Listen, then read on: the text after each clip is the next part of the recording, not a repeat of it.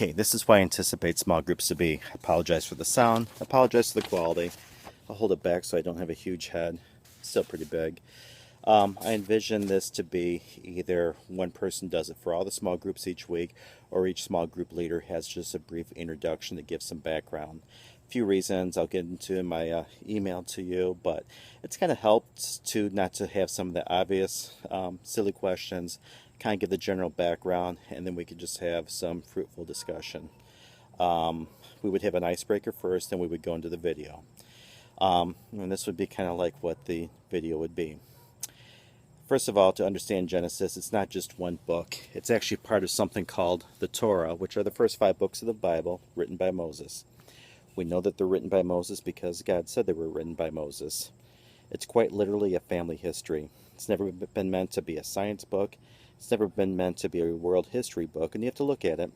If God did get into the details of the creation with atoms, electrons, everything else like that, would Moses have even understood it? If he wrote it down, would anyone ever understand it? I mean, who knows? For all we know, he did tell them, but no one understood what he was talking about. Also, we have to remember the Bible was written for everyone. It wasn't just written for scientifics, academics, Pharisees, so forth. It's also not a complete book of everything that happened. Again, it's a family history. You're not going to get into all the details, but for example, the book of Job, God says, He laid the foundations of the earth and the angels shouted for joy. When did this happen? Did it happen in verse 1, verse 2? Don't know. We know when He laid the foundations. I suppose it was verse 1. But you then get into the fact that other verses of the Bible say how 1/3 of the angels and Satan, my eyes look really small here, because I'll probably get some outside, but Satan and 1/3 of the angels actually rebelled against God. Now, when did this happen? Did it happen after verse 1? Probably. Did it happen before verse 2? I do not know. Some people are certain. I'm not.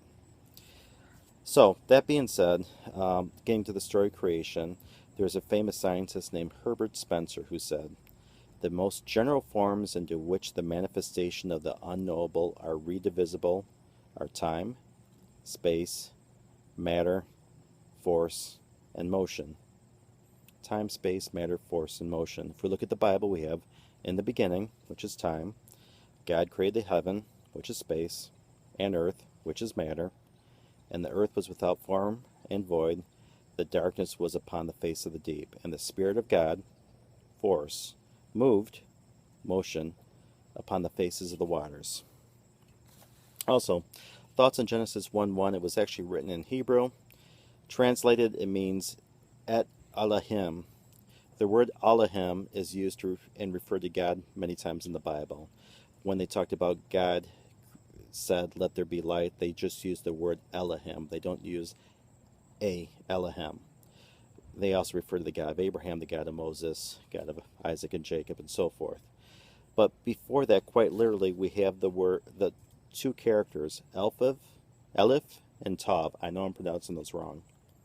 Now, in the book of Revelation, Jesus refers to himself as the Alpha and the Omega, which translated means the beginning and the end. Now, I mentioned in the first verse it mentions Aleph and Tav. Well, Omega was in Greek. The last letter in the Hebrew alphabet was Tav. So, if we look at this, oh boy.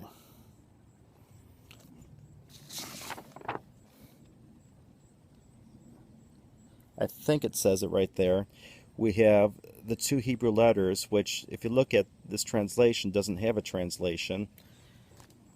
Quite literally, sorry about that. Quite literally, it says Aleph, Tav, God. Alpha, Omega, God. Beginning, end, God. Created the heavens and the earth. Many people believe this is a foreshadowing of the word of Jesus. I'm not going to make any conclusions here, but you could discuss that. Now, also, just a couple things in the creation story. He created at the very beginning, but when he made everything, he used the word made, as he made man in his own image. He did not create man, but he made man, meaning he recreated man out of what he already created, matter. Now, before going into the small group discussion, let's just look at the first 3 verses in detail. There's much more. We can go through verse by verse and have an hour and a half discussion on this. But in the beginning, God created the heavens and the earth. Now the earth was formless and empty. Darkness was over the surface of the deep, and the Spirit of God was hovering over the waters. And God said, "Let there be light," and there was light. In the first verse, we have God.